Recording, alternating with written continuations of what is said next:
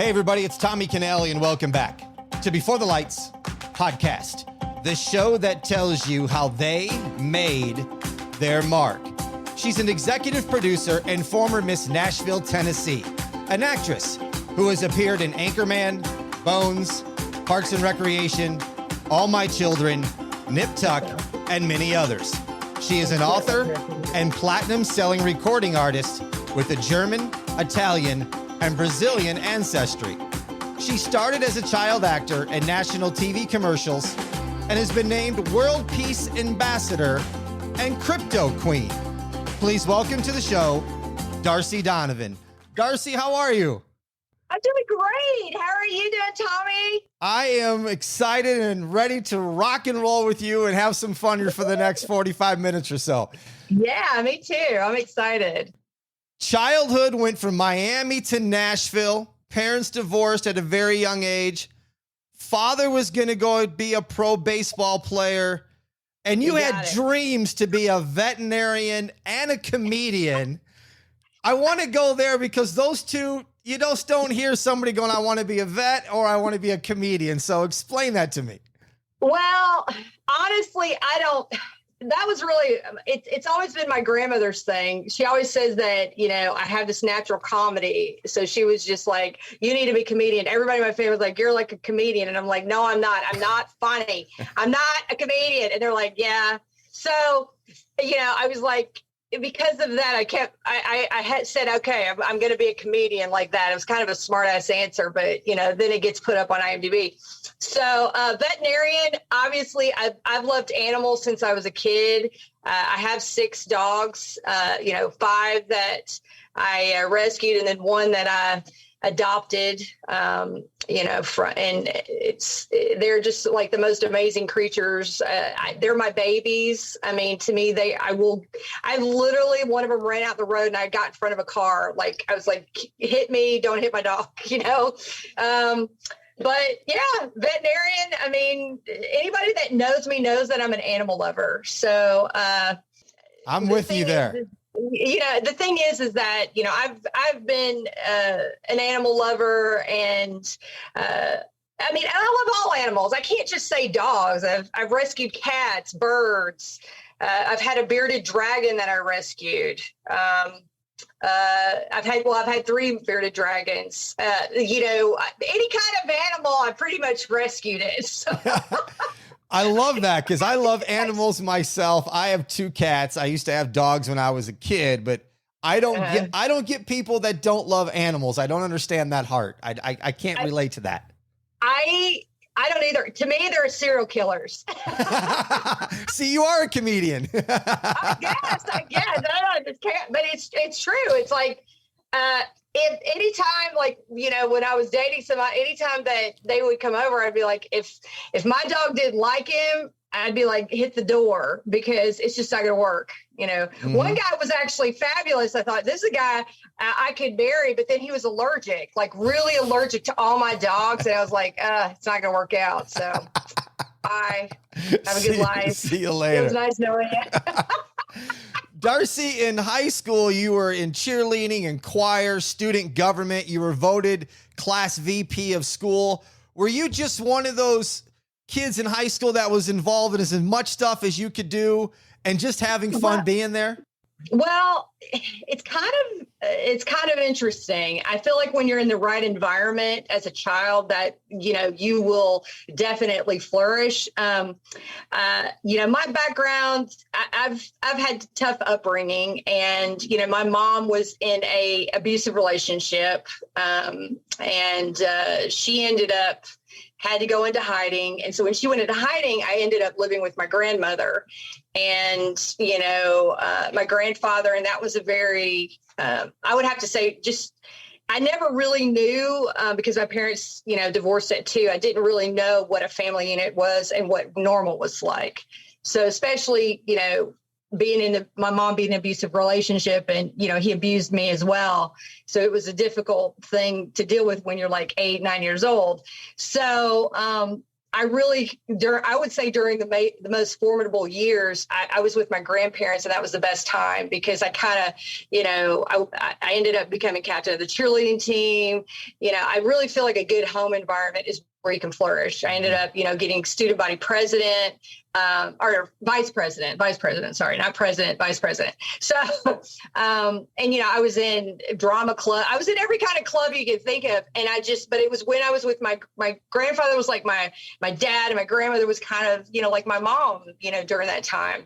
So I have to say that was what was very, endearing to me those years, because those were some of my best years, really, when I lived with my grandparents. I really, really, really miss that. And, I flourished at that time, Then when my grandfather passed away, I had to go back and live with my mom, and, things went a different direction. But, at that point in time, I was doing very well, winning beauty pageants, doing everything. So I know you performed at children's hospitals and raised money for charities in your hometown.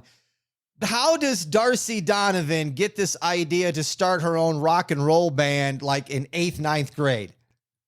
Oh, that was easy. Okay. So, my mom, when I told you when she went hiding, she worked for this resort hotel. She was one of like the accountants there. A really nice resort hotel in South Carolina. So you got to think, I'm kind of like just popping up in my teens, 13, 12, just coming out of 12. And then it's like, I go there. And I had the best time of my life. You're talking, they had a band, they had, obviously they had like a bar, but it was like outside, it was tropical and stuff. And, at that point in time, people thought I was 20. I was 13. I had a body of a 20, I was like, bada bing, bada boom. So it was just like, boys coming in and out. It was just a great time, walking down the strip going, hey, so they had a band there, and, my whole life I sang. And they said, hey, come on up. Do you want to sing? I guess something happened with the singer. And so I got up, I sang, it was a hit. And so then they asked me back, and they said, hey, you want to come back up and sing? And so I did. And then it was just like, I said from there on, when I went back after the, summer having so much fun, I was like, I'm going back and I'm starting a band.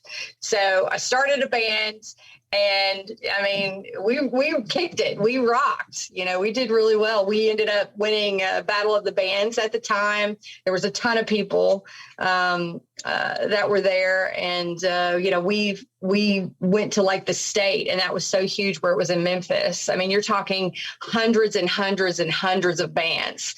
So I just, at that point in time, I was like, music, this is what I want to do. Music is, I got the bug, which I've always had the bug of music. I was in choir my whole life since I was like, first grade. I was from first grade on, I was always in the choir. You talked about you were doing some beauty pageants. Where did modeling weave in there? What age was that? And were you doing that at the same time?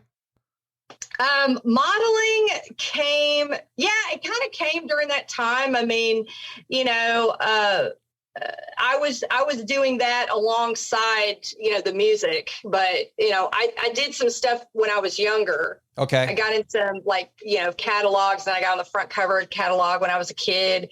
And then it just kind of progressed from there, as the body started developing. It's kind of like I was one of those girls, it's like, hey, there's Darcy. And it's like, hey, there's Darcy. It's like, I hear it all the time. I have guy friends go, yeah, this girl came back, and it's like, we're like, that's so-and-so. And then it's like, she comes back, we're like, damn, that's, Ellen, man, look at her. You hear it all the time. The girl, blooms. Right. And, so that's kind of how it happened. And, just started doing modeling. And, I tell everybody, I always get people, advice, or people get advice from me on how to start out and doing all that stuff. And I say, you got to build up a portfolio, but there's so many photographers like at schools and stuff, that want to build their book and their portfolio. So I said, that's how you do it. And that's kind of how I did it. I, started, there was people at schools that wanted photos, and and it just kind of progressed from there. I mean, I was always a hustling kid, man. I mean, I think you're still hustling these days. yeah, I still am. It's in my blood. You know, I didn't get anything really handed to me.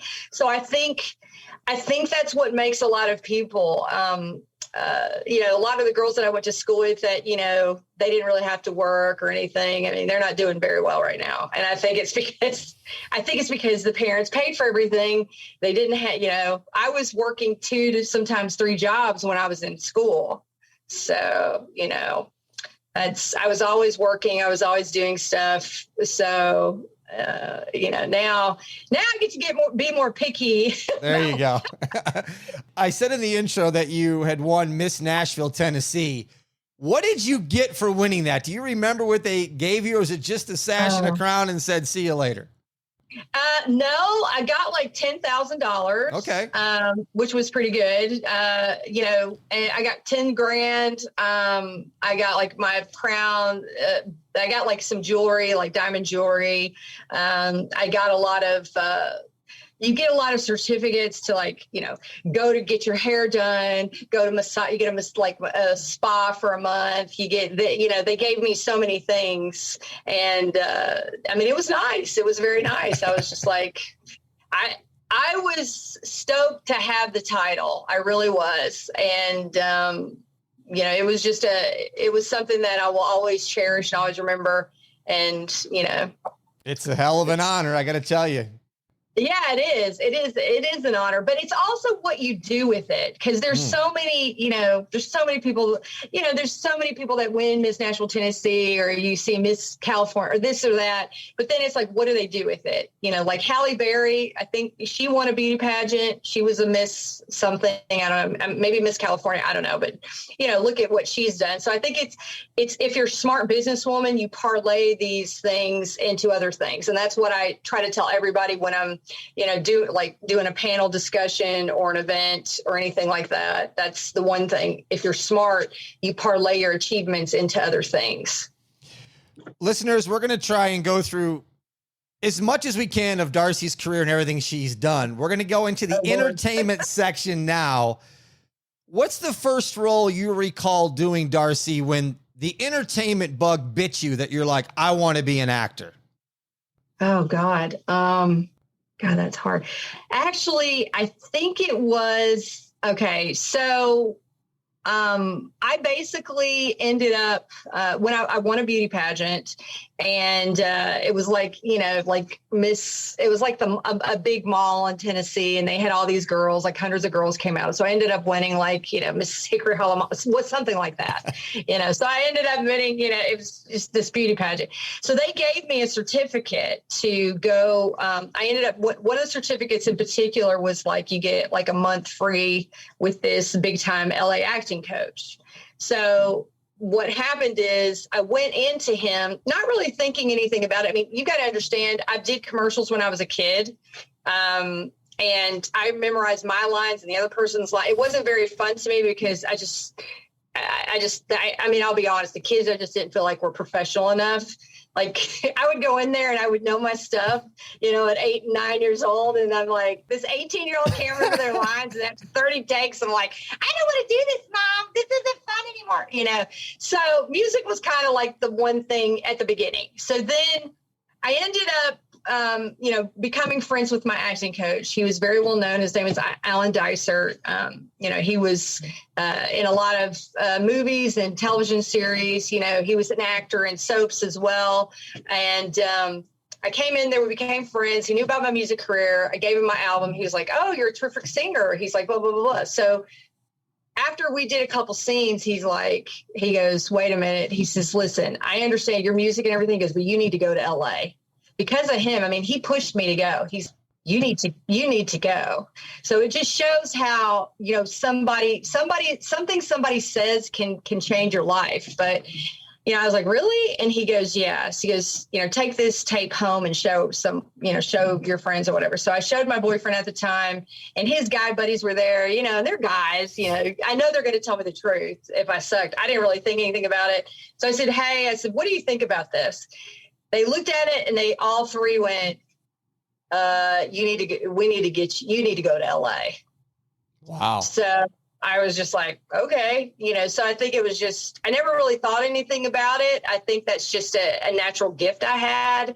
And I didn't really, I was like, okay. So I went and immediately got on a soap, Passions. So that's kind of where it hit me. I remember this girl, I had a part, she was an extra on there. And, we were just talking back and forth. And she goes, you're going to be really famous. And I said, what? I said, really? She goes, yeah. She goes, you don't want it. I said, what? She goes, I can just tell, you're just kind of carefree. And she goes, you're going to be really famous. She goes, it's the ones that are kind of more like, if it happens, are the ones that make it. And that always stuck with me, because I guess that's the thing. If you put too much pressure on yourself at anything that you do, you know what I mean? Then people kind of go, like, if you come in and you're like, oh, I want this, please, then right. People don't really take you seriously, as if you're, relaxed and you're like, hey, let's do this role, blah, and then do my lines and get out of there. They're like, okay, that's a professional person. If you're too needy about something, nobody wants the too needy girlfriend today or the too needy boyfriend. Right. Let's just put it in that example. So that makes sense. You've done so many roles, and I'm sure people have asked you what your favorite role is, but what I want to know is, what project did you have the most fun doing? What projects did I gotta say, Anchorman. I really enjoyed Anchorman. I really enjoyed Paul Rudd. I enjoyed Will Ferrell. We had such a fun time. I will say this, a director or producer, people that are on the set, like, they can make or break a set. I mean, you can literally go on there and want to go get, go to the doctor, a proctologist, and get like 5 anal exams than dealing with the people on set. So, Adam McKay, the director, he was absolutely phenomenal. I mean, he was a joy to work with. And, that was the big thing. I have my all-time favorite directors that I've worked with. I'm still friends with him, and he is, I would say, one of the top, people, because of the way that he directs, and he's so, laid back and cool and easygoing.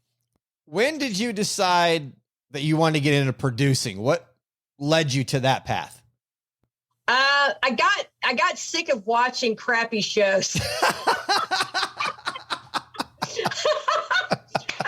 I'm literally watching these shows and I'm like, why did they end that? I just wasted an hour and a half of my time. And then I look at my friends that are in the, I said, now listen, well, how do you like this ending? And then they go, oh, I love your ending much better, and my friends don't blow smoke up my ass. I mean, I don't like to be around yes people. Which obviously, when I do have people around me, there are people that are going to be like that. But my team is very they tell me like it is. I tell it like it is. I think when you have a bunch of yes people around you, it can kind of ruin, it can ruin things, because, you need an unsolicited advice. Mm-hmm. That's a big thing that I believe in. But, I also was like, I want people to understand what I can do. I mean, I've played a detective, I've played the girlfriend, I've played the wife, I've played, a vampire. I've played all these roles, but it's like, there's some roles that I really want to do. And I'm just like, I'd rather produce the movie. I'd rather produce it. And I've been on sets where literally people are looking to me for answers. And I'm like, I'm not, y'all need to give me a percentage point here. I've been told that I've had fantastic ideas. I've had stuff to where I'm like, I'm literally writing the treatment, I'll just give an example. So I had a treatment, had it done. I was like, okay, we're going to shop this. Then the show came out, Dexter. Literally had like the whole thing, and it came. So it's like, I was like, okay, we're on the right idea. This has happened several times. Then I've had people go, wow, that's a great idea. And then I'm like, well, I'm just going to do it myself. That's right. It's just, and plus I have a lot of, I have a lot of A-list friends. I have other, celebrities that I deal with, and I'm like, I want to help revive their careers. They were big, like in the 80s and 90s. But I do have people sign a lot of NDAs now. There you go. I literally have an NDA over here. I'm like, nope, can't talk about that. Can't talk about that. Well, producing is anybody that's really like in their game in the business, that's usually what they go to when you're in the entertainment industry. They usually go to the producing end of it. It was just a transition thing and I'm actually really enjoying it because, my mom comes up here and she's like, my God, you're bossy. And I'm like, yeah, somebody's got to tell people what to do, mother. That's right. It's funny you said that you have to do it yourself instead of waiting on others, because I've always had the mindset that if I want something done and I'm waiting for somebody else, it's never going to get done because they always get pushed back. There's always a reason. There's always some excuse why I can't get it done today, or we can't do it now. We can't do it tomorrow, to where I've just got to the point where I'll just do it myself. And if you want to jump on board, great. But if you don't, I guess you're in the rearview mirror and I'm going forward. I always say I want to be the windshield, not the bug. Yeah, I love that. I love that. Well, I agree, but I'm the type of person, I'm just kind of like, if they're on your team and they're not pulling their weight, I'm like, well, get the hell off, because I'm not going to give you, if you can't pull your own weight, then why should you get the, rewards that I'm going to be getting? And I've also told people, I said, all right, this is your last chance. Do you want to be part of something big? If you do, great. If not, get the hell off. I have no problem saying that. I look at your successful show. Tommy, you did it. I can tell, you kicked ass. You're like, hey, I'm going to go for it. And, that's what differentiates leaders from people that, say they want to do things, but they don't. I'm not that type of person. I have people say crap to me all day long. Oh, I want to do this and do this. I'm like, okay, it just goes in one ear, out the other. I go by actions. It's shit or get off the pot that's my saying, Darcy, you're also a platinum selling recording artist. The LP Distraction contains the single It's My Life, which charted in the top 100 dance Billboard charts in not one, not two, but 4 countries. So, because this is probably right in front of my face. Did you write this song about your life or somebody else's life? It was when I wrote it, it was really about my life. That's why it's like in the music video, you kind of see snippets of my life in there, but, it's also, when I do a song, it's for everybody. It's for everybody to enjoy and to parlay it to their own life. There's a song that I did, Helping Karma Along, and that's based on a true story. The whole Johnny and Ann thing, those were real people that, screwed me over. And wrote a song about it. And they're divorced now, by the way, because he cheated on her. Oh. Yeah. So karma's a bitch, isn't it? It is. If somebody, and I'm going to ask you this question, it's probably difficult to answer. If you had to choose acting or singing, what would you do? Tommy, I get this answer all the time, or this question all the time. And here's my answer. If you had twin kids, you had to choose one or the other. Who are you going to choose? You can't. That's how I feel. They're both my babies. You look at, Jennifer Lopez, what she does. I would consider myself along the same lines. My career path is in terms of like hers, but different, because I'm also heavily involved in crypto and Web3. Mm-hmm. So, I've parlayed a lot of things into business. I want to do blockbuster films like The Rock, put things out there that, are for the family. Stuff where you leave and you don't want to blow your head off. I hate that when I watch a movie and it's like the director, producer, let's be very interesting about this. Let's do something fun. And then you're like, I paid $20, $30 to go see this movie. I was absorbed through the whole time. Then I leave and I want to just I'm depressed. There's enough to be depressed in the world by. Give me a damn good ending, right, Tommy? That's right. I want a good ending. I want my happy ending. I'm sorry. That's maybe I'm weird, but I've seen people walk out of films and they're depressed, so it's like, I want to make a change. I want to make a change in the entertainment industry. I want to also give females someone to look up to. You know, it's the same thing with music. You know, I want to leave my mark. I just feel like, you know, with everything that's going on today, you know, especially with, you know, what's happened just recently with, you know, the abortion topic and all that kind of stuff, and everything that's, you know, revolved around the Me Too movement, all that. I do feel like, you know, having a production company as well as something that's where there's a woman that's up at the top of it, that's, you know, you don't have to worry about me doing any sexual abuse on anybody. Okay. All right. You know, I got that, you know, I just want to empower people. I want to empower women, and then they come into work and they feel safe, you know. Plus, you know, I have 3 brothers. My dad's a coach. I've been around men my whole life. So it's kind of like, I'm one of the boys. I can deal with it. I can also, I mean, guys can get scared of me when I'm very sweet, but there's a side of me. It's like there's a button. You don't want it to get pushed. Okay. So my dad's the same way. I mean, he's a sweet, awesome guy, but man, he can scare the hell out of you. Like, just push the button. And it's like, you know, I'm a grown woman, and him and I got into, we don't ever, like, we get along famously, but one time he takes me off, I don't know, a couple years ago, and his voice raised, and then that little girl in me was like, you know, for just a minute. But my dad's not ever laid a hand on me, done anything. It's just, if his voice raises, it scares the hell out of everybody. I'm not kidding. It's like God coming down. Yep. My father was the same way. Yeah. And my mom would be like, I'm going to get at you. She'd take a brush, you know, beat your butt. She just was like, I grab a stick, and I'm like, and then I'd run around, you know, it just, and I mean, you know, yeah, it hurt, but at the same time, you're like, it doesn't hurt me. You know, your mother, you're like, but when your dad does it, it's like a thunderous roar. You know, it's like the Red Sea parting. To a little lighter side, as you talked about people leaving theaters depressed, talk about the movie on Amazon Prime right now, Secret Agent Dingledorf and his Trusty Dog Splat. Talk about that. It's okay. First of all, my buddy, Paul Johansson, I mean, everybody knows him from One Tree Hill. He's done Mad Men.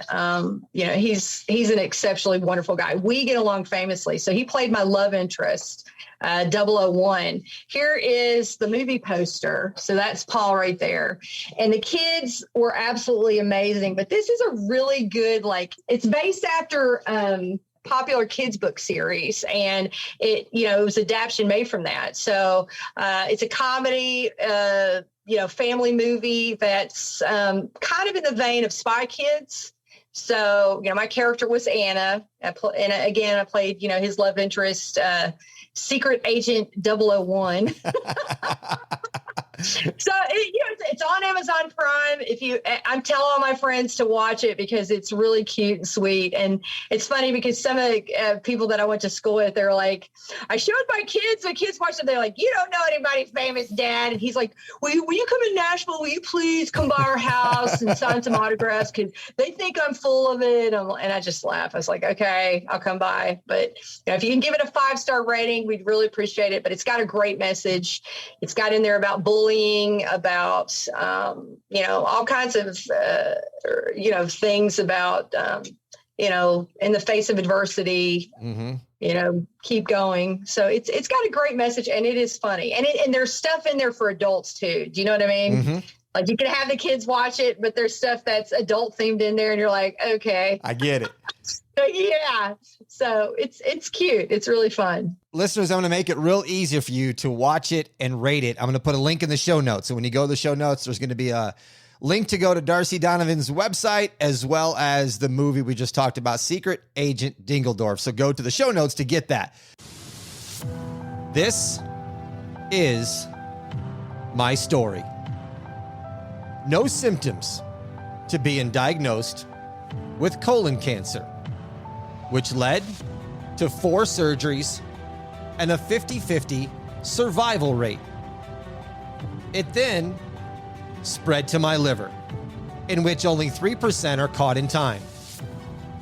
Now, a 1% chance it ever comes back. And I'm on the road to inspiring everyone, because you have 3 choices: live, die, or fight. Bernie Siegel said, No matter what the statistics say, there's always a way. To book me, Tommy Canale, to speak to your event or group, go to TommyCanale.com. That's TommyCanale.com. And get ready to be inspired to inspire others, because you're one day away from changing your life. Click the link in the show notes. Where there's highs, there's lows. And unfortunately for you, you had a really tough low in 2016 with a near-death experience. Man, how are you finding about all this? Really did your work. Oh my God. Yeah. How did you? I do some research with all my guests. I get this quite a bit with people because I try to separate myself. I do literally hours of research on every guest that comes on my show. You know what? I got to take my hat off to you. That's impressive. Thank you. That you're one of the best. You're one of the top. You're one of my top three. Thank you so much. Yeah, I ended up actually, Travis Barker, I guess he was in the news. He just went into, he's Khloe Kardashian's husband now, or Kourtney Kardashian. That's probably where I've heard the name.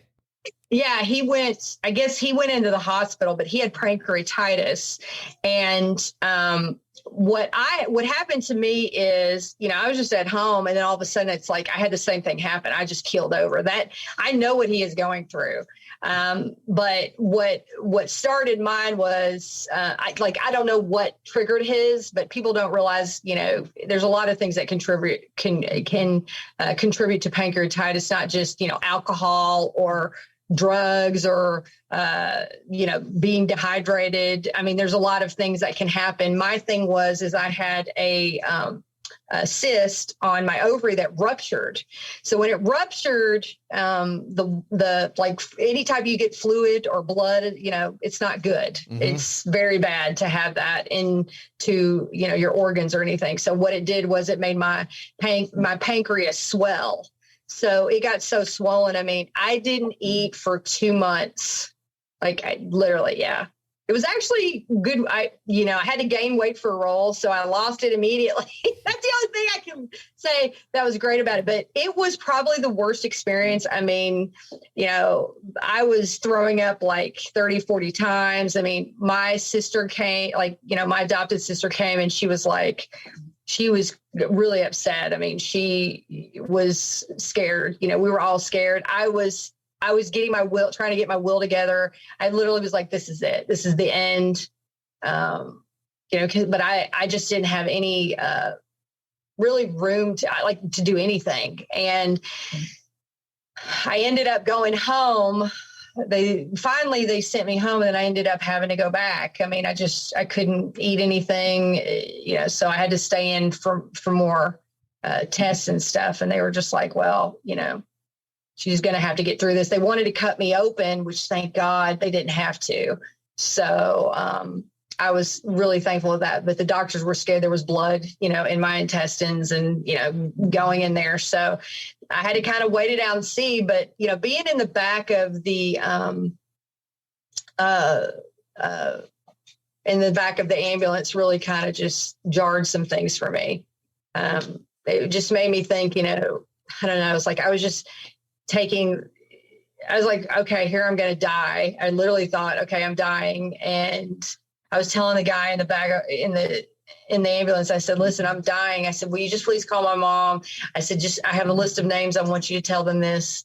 And he's like, you're not dying on my watch. I'll never forget that guy. He was so awesome. I wish I could remember his name, but he was like, you're not dying on my watch. So I was like, okay. How long did it take you to recover, Darcy? About 3 months, 3 to 4 months. And then right after that, I had to film a movie. So how'd you get the strength to do that? That's just the thing about me. I'm not a wuss, man. There's a lot of wusses in this town. A lot of pansy wansies. I'm not like that, man. I mean, I've literally been on stage singing. I had a firecracker, literally, I was trying to do it for a show. It was supposed to be a sparkler that, kind of went up, and they put when they put lighter fluid to make it go, they were supposed to only put a little bit, and it dripped down, and it ended up getting on my hand, and it literally blew up in my hand. So I'm on stage, now my business manager at that time, he could tell, like something was wrong, but nobody else in the crowd knew. So he could tell. But right after I did my set, I had to go straight to the ER. And, and Trace Atkin and I, we were similar in that way. He said, he had appendicitis. He finished his set and went, I'm a fighter. I'm dedicated, to what I do. And he said, he goes, I'm not going to name the boy band, but they wouldn't go on stage because they didn't have the right. One guy didn't have his nail polish, black nail polish. And I thought, really? You know what I mean? Yep. Really? I was just, that pissed me off because I was just like, are you kidding me? So, there's been times where I've been in massive pain. I've been on sets where I've had broken toes and, like in a lot of pain, but I just taped them up. And, I will say, if Dad, you're watching, thanks. He's the one that did it. My dad, I got hit with a baseball. He's like, oh, my eyeball's popping out. There's veins on the floor. He's like, all right, just let's pop it back in. Just walk it off. You're fine. So that's kind of what I grew up with. It's like I can't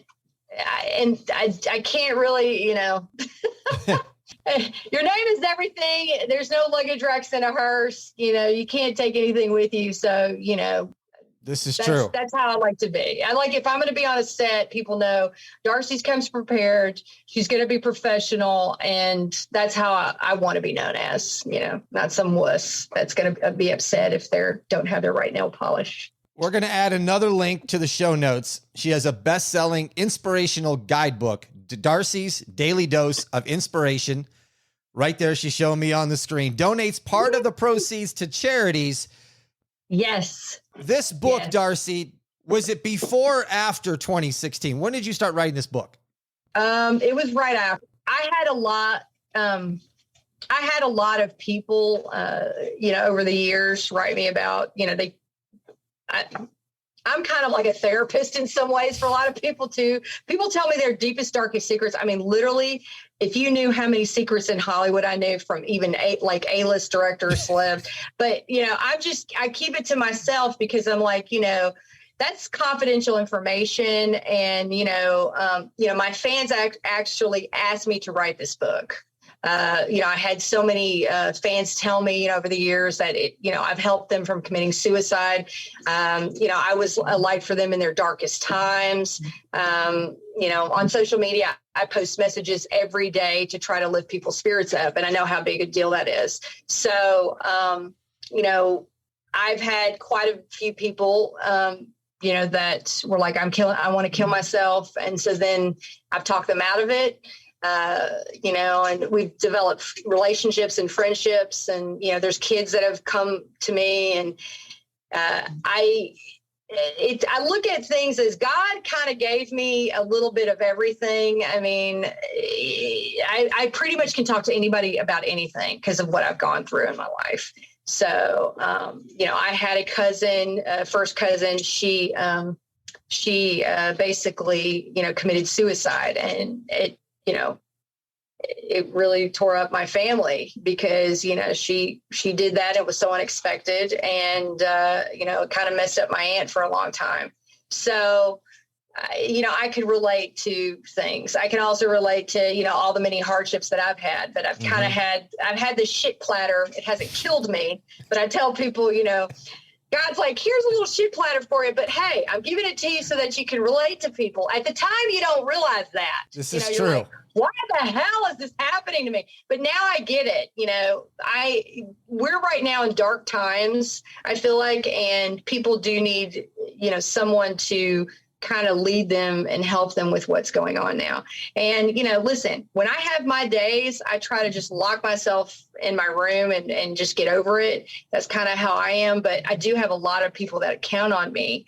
So, having over 7 million, followers, and, people that email me and, say, hey, you changed my life, or you've done this. I mean, I feel like I owe it to them. I owe it to them to, try to be the best role model as I can. And, I try to be as real as possible. It's kind of like, I got that whole Bill Cosby thing that shook me, He was like, you look to him like, hey, America's #1 dad. And when all that stuff came out, it just makes you feel like you got took, it makes you, do you know what I mean? Yep. It's like your childhood or something gets taken away from you. So, and I know that feeling. I won't say any names, Tommy, no names, but I met my crush. I had a crush. I was a kid, a huge crush on this actor.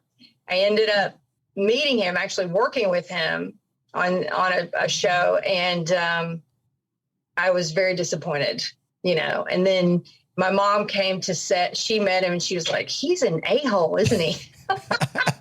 I'm like, yeah, he is. And it ruined like every childhood fantasy, like every, when you're a little girl.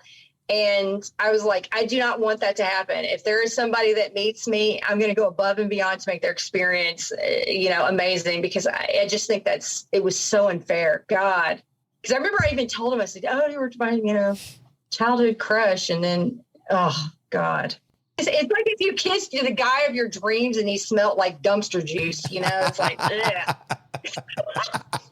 you're like, he smelled like a baby just pooped in its diaper, Indian food. It's terrible. It's just the worst experience. Sorry for the visual, everybody, but trying to make it impactful so you get it. Mm-hmm. But yeah, I was sad. But, the thing is now I've got a new crush that I have now, but I'm like, I don't ever want to meet this person. God forbid. Don't, I was like, I do not ever want to work with him ever. Which probably the universe is going to set that up, but I'm just like, no, do not want to do that. But anyway, that's something that I always feel like, integrity, I always say my motto is sassy, classy, and badassy. There's a way to be. And, I kind of want to try to set an example. Like I really have a lot of respect for The Rock.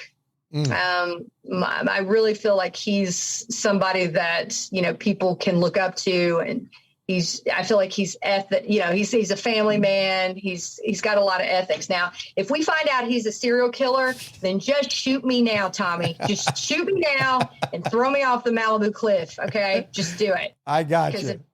You know what I'm saying? I can't take it. I can't take any more of this crazy of finding out somebody's this or that. I'm like, don't do this to me, Rock. With all that being said that you just explained, which was fantastic, what's it mean to you personally to be named a World Peace Ambassador?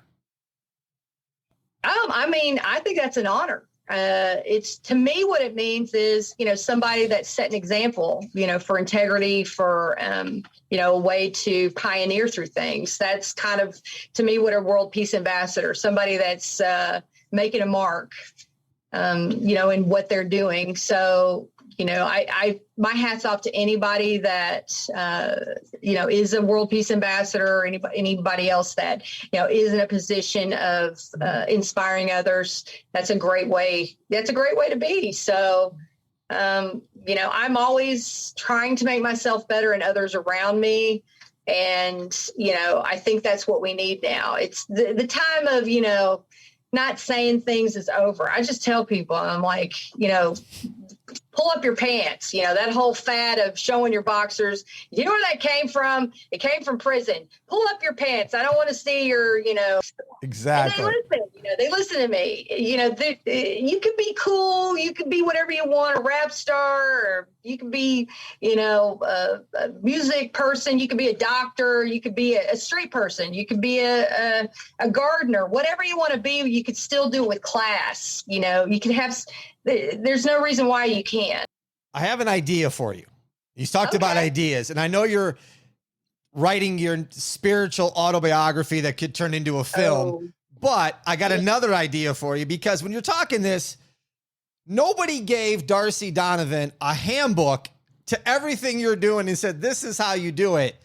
You need to write the handbook for other people to go, this is how you do all these things. Yeah. It's funny you said that. I've kind of had that But people don't realize. You know what my big thing is. I don't think anybody on any show. You'll be the first, Tommy. You're my first. There you go. Can you believe that? First for everything. So here we go. I have this thing for DIUs or DYUs. DIYs. God, I can't say it. It's crazy because I wanted to put a book like that forever of, things that you can do, like if on a budget, if you don't have any money. Because there were times I had no money. Mm-hmm. There were times where, you could go to a thrift store and make yourself look like you stepped out of a magazine. People don't realize that there's things that you can do. You can use baking soda 500 different ways. If you don't have shaving cream, you can use olive oil. There's so many great, Jennifer Lopez. I was using olive oil before Jennifer Lopez came out and said, I use olive oil to make myself look good. It's like, damn girl, so do it yourself stuff. I don't know, do it, vodka. People don't know vodka to clean. You can use really crappy vodka and it can clean everything. So there's so many things that, see, there you go. That I could say. But there's like a handbook for life. I could just, say things like, hey, how you dress, your appearance is everything. I have a trainer right now. He trains quite a few like NFL people.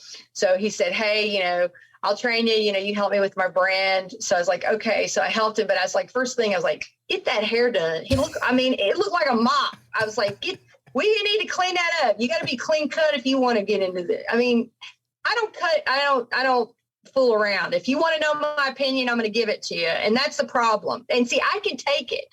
That's the thing. If somebody tells me some stuff, I can take it. I'm like, okay, yeah, that's great. But, some people get all butthurt about it and they don't grow. You have to be able to take constructive criticism.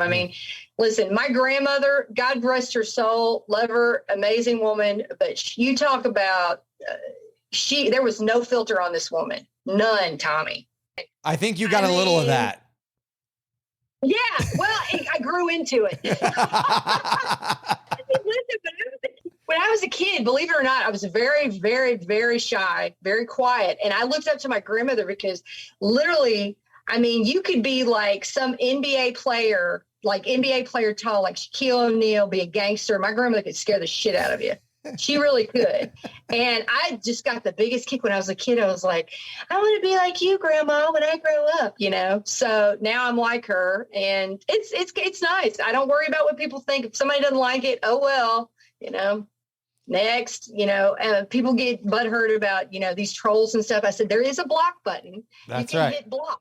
These people are saying, okay, hit block. That's all you got to do. Goodbye. Bye-bye. Yeah.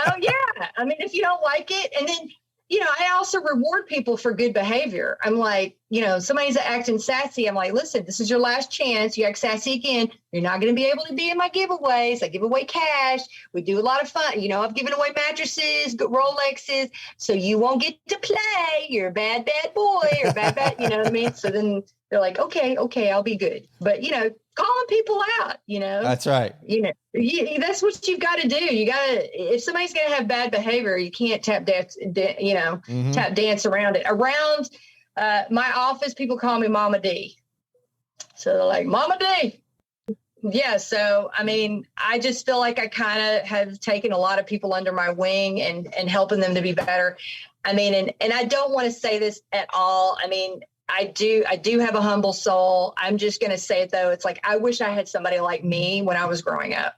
I really do. Because I feel like I would have just not have gone through some of the things that I've gone through. So, I wish I did have, a celebrity that, cared, to comment back and cared to, I think if I knew somebody would, talk to me about my problems or give me some kind of stuff. Cause, I was bullied in high school. So, but it made me who I am though. So that's right. Say, what doesn't kill you makes you, what doesn't kill you makes you stronger. I'm humble, but I'm proud and confident. I worked hard.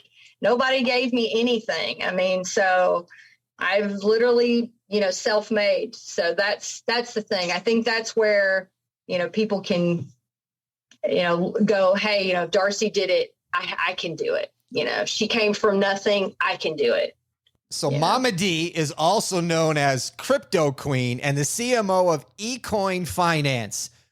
Where did you get involved with it? Where did the bug hit you? Where did it start? Tell me. Oh, wow. Okay. So, I'm gonna kind of go backwards for a minute. Again, remember what I told you when we were talking, I said about, parlaying, career and stuff. I went to a red carpet. I was in the elevator with a very well-known actor, and we started talking, and he was telling me about his business, what he was coming out with this product.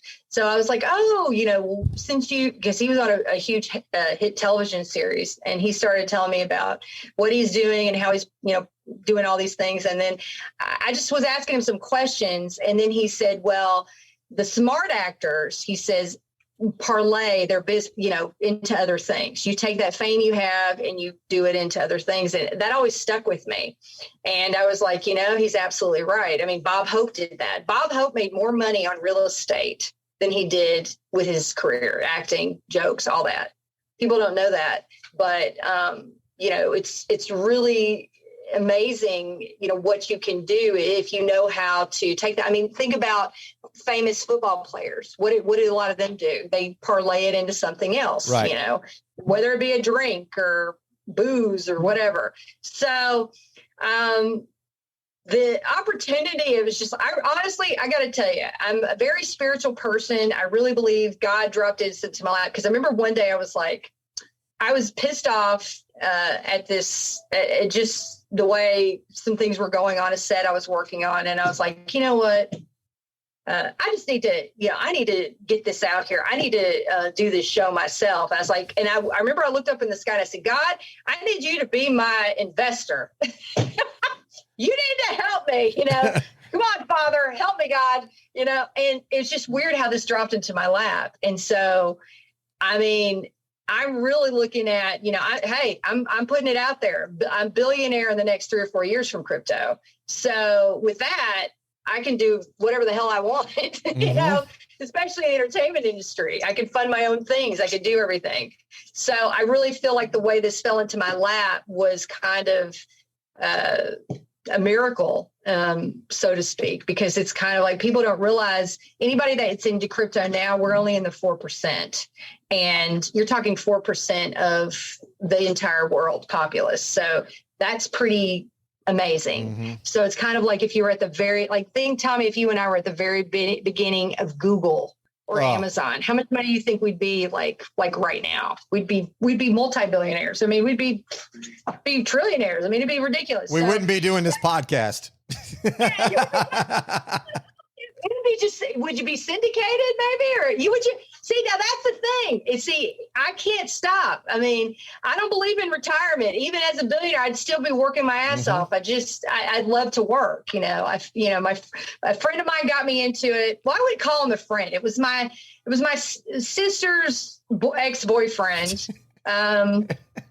He got me in, he started, doing it. And I was like, well, if his ass can do it, I could do it. He wouldn't, I'm like, he's not that smart. I don't like the way he did her. So I'm going to say it, So then I watched a show, it's called The Startup, and I was like, wait a minute, this is a sign. Everybody watching, you got to watch the signs. The universe and God is trying to give you the angels, because there are times where they will try to lead you in the right direction. They'll use numbers. They'll use little things, like if you ask. So I was like, wait a minute. So I started getting into it, and then I started making a good return.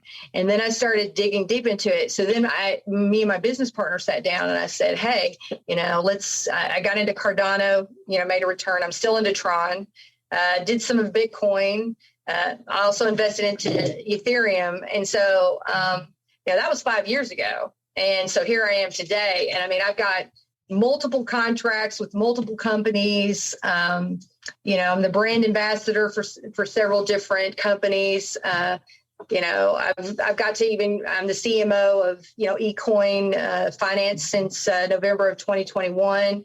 I was in a documentary called Not a JPEG, and it was screened at this in this recently NFT NYC. And it's like the OGs, like all the OGs in the metaverse and stuff. I'm an advisor on a global blockchain. I became the co-owner of Income Island. So it's like, if you want to come, I'll get you tickets. But at the end of the month, this is going to be absolutely huge. I will be speaking with Facebook Meta at the upcoming Web3 event. It's going to be July 29th through the 31st in Los Angeles. It's called the NFT Expoverse. So Tommy, you want to come? I'll hook you up, but it's going to be a huge event. I mean, huge. So people are flying in all over the country. I have fans flying in to come see me from all over the world. So, I'm really excited, hey, Tom, if you need anything, if you need any help with any kind of investments, let me know. I am not a financial advisor, people, but I investing my mother's money and my stepdad's money. So if I lose it, you will not hear from me ever again, probably. I'll probably be dead behind the tomato bushes. So the thing is that, I'm more worried about investing my mom's money, but anything that I invest in, any project that I'm a part of, or that I put my name on, I'm a part of it. I'm invested. So, that's the thing. And I got nominated for 4 awards at the NFT 3 Awards. So I'm up against like Paris Hilton, Macy Gray, which is a friend of mine. She's really sweet. Snoop Dogg, he's a good friend of mine. So he's in for it. I'm excited about it. You should be, as you should be. You have done very well for yourself. I want to say thank you for coming on the show. The very intelligent, the very sassy, the very beautiful Darcy Donavan. Darcy, thank you for coming on the show. Tommy, thank you so much. You're a sweetheart. And listen, anybody that does want to know about investing or anything, I'm on Twitter at Darcy Donavan. So go on there. And I do return all my DMs. It may be a minute, but I'll get back to you. But I always try to help everybody because right now it can change some people's lives. And I know there's a lot of things going on, but with my Facebook, Instagram, go on there. I've got inspirational stuff if you're sad or depressed and funny stuff too, Tommy. That's right. Tommy, I want to send you something, so make sure that you email me back. Absolutely. And I hope that you do make it to, the Las Vegas, if you can make it to Las Vegas. But, if you can make it to LA, for everybody, it is going to be one heck of a time. And I'm going to be giving away gifts throughout the whole weekend. There's going to be a lot of fun stuff. Yeah, I try to make stuff fun. I know how to have a party, man. That's right. I know how to have a party. Okay. You want the babes, you want the buzz, you want the food, you want the music, and you want the gifts. Okay. That's right. I know how to have fun. That's right. Listeners, go follow me on Instagram at Before the Lights Podcast and go to the show notes. There's going to be a link that says, buy Tommy a glass of vino. We'll shout your name out on the show for getting me a glass of vino. Thank you for listening to Before the Lights. I'm Tommy Canale. And until next time, everybody, I salute a chin chin.